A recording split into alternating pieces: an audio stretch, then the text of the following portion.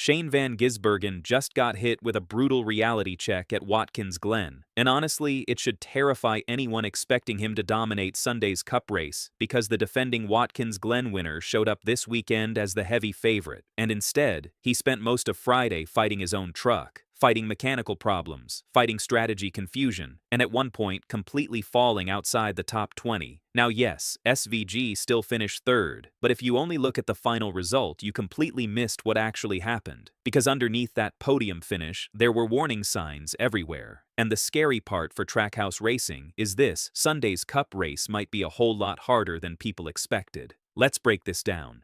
SVG came into Watkins Glen carrying massive expectations. This is supposed to be his track. Last year, he embarrassed the field. Here, road courses are where Shane Van Gisbergen is supposed to dominate NASCAR. That's why this weekend matters so much. 12 races into the 2026 season, SVG sits just 19th in Cup points. Still winless, still searching for momentum, and Trackhouse desperately needs a breakthrough. So what did SVG do? Triple duty truck race, Friday, Xfinity race, Saturday with JR Motorsports Cup race, Sunday with Trackhouse. More laps, more reps, more experience on paper. It sounded smart until Friday exposed some serious problems. SVG qualified 8th for the Truck Series race with Nice Motorsports. The team even built him a custom truck specifically for this weekend. Custom pedals, custom steering setup, everything designed around his driving style. But once the green flag dropped, the race immediately started going sideways. By lap 3, SVG was already making contact in turn 1, then the speed disappeared. By the middle of stage 1, he was 18 seconds behind the leader. 18, for a driver, NASCAR fans call the best road racer in the garage. That's shocking. Then came the mechanical issues, fuel pressure problems, a broken rearview mirror, a dead helmet fan, lack of straight-line speed.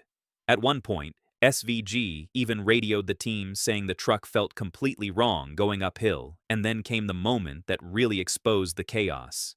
Late caution, big strategy decision, stay out, pit, take tires, track position. His crew chief and spotter couldn't agree.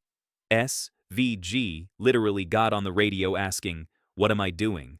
That is not something you want to hear from your driver during a crucial restart, especially not your supposed road course superstar. The confusion dropped him outside the top 20 with only a few laps left. And honestly, at that point, the race looked over. But then SVG reminded everyone why he's still dangerous. Massive crash into turn 1, smoke everywhere, cars spinning, tire barriers exploding, and somehow SVG sliced through the chaos perfectly. Outside top 20 to 11th in one corner, then 7th, then 3rd. Classic Shane Van Gisbergen aggression. Classic survival mode, and by the time the checkered flag flew, he somehow salvaged a podium finish. But here's the important part. Listen carefully to what SVG said after the race. "We weren't quite fast enough." That sentence matters, because deep down, SVG knows something felt off. The podium hides the reality he did not have the dominant pace people expected. And now the entire Cup garage just got a massive confidence boost heading into Sunday because drivers like Christopher Bell, Tyler, Reddick, William Byron all just watched the supposed Watkins Glen favorite struggle badly in traffic. And remember, Watkins Glen in May is completely different this year. Cooler weather, different grip levels, different tire behavior. Nobody truly knows what works yet. Even SVG admitted this race became more about survival than dominance. Now suddenly the pressure gets massive. Because this isn't just another road course weekend anymore. This might be SVG's best shot to save his season. A win Sunday changes everything. Playoff hopes explode back to life. Momentum returns. Trackhouse breathes again. But if he struggles, then the conversation changes fast. Because for the first time since arriving in NASCAR, people are starting to ask a dangerous question. Was Shane Van Gisbergen's road course dominance starting to get figured out? And trust me, after what happened Friday night at Watkins Glen, the entire NASCAR garage will be watching Sunday very differently. What if I told you that Shane Van Gisbergen didn't just lose a top 10 finish at Talladega Superspeedway, but got completely wiped out in a crash that some fans are now calling totally avoidable, 1 lap to go, everything under control? Then, in less than 3 seconds, his race was over. And the worst part, He never even had a chance. Let's rewind this for a second. SVG, the Kiwi star driving the number 97 for Trackhouse Racing, was having one of his cleanest races of the season. No drama, no mistakes, just smart driving. He was sitting comfortably inside the top 10, exactly where you want to be, at a place like Talladega. Because here's the thing about Talladega. It doesn't matter how perfect your race is. If chaos starts, you're either lucky or you're done. And the chaos. It didn't start on the final lap.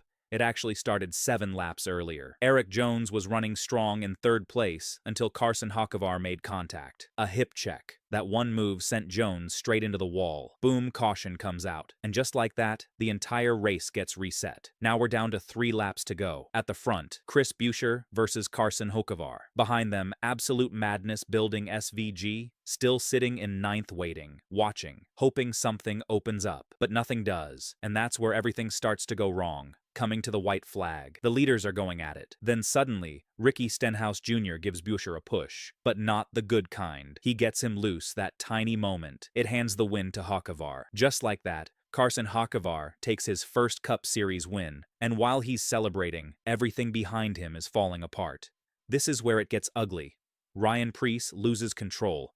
His car snaps sideways right across the track and directly into the path of Shane van Gisbergen.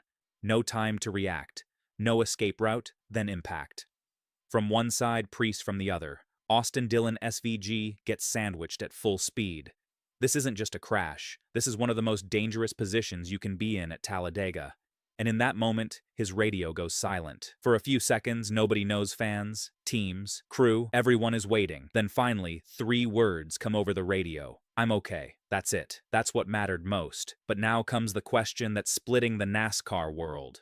Was this just racing, or could this have been avoided? Because look at the chain reaction. Hocevar's earlier contact, Stenhouse pushing too aggressively, Preece losing control in the pack. At Talladega, one mistake doesn't stay. One mistake. It multiplies, and SVG. He paid the price for everyone else's decisions. Instead of a top 10, Shane van Gisbergen finishes 20th. From a perfect day to a destroyed car in seconds. Meanwhile, Christopher Bell gets caught up. Preece finishes back in 18th, Dillon right behind, and the wreck changes everything. Up front, though, a completely different story. Carson Hocevar is celebrating the biggest moment of his career, hanging out the window, burnout against the wall. A first-time winner at Talladega. For Spire Motorsports, it's a dream. For SVG, it's a nightmare. That's Talladega. It gives everything and takes it away.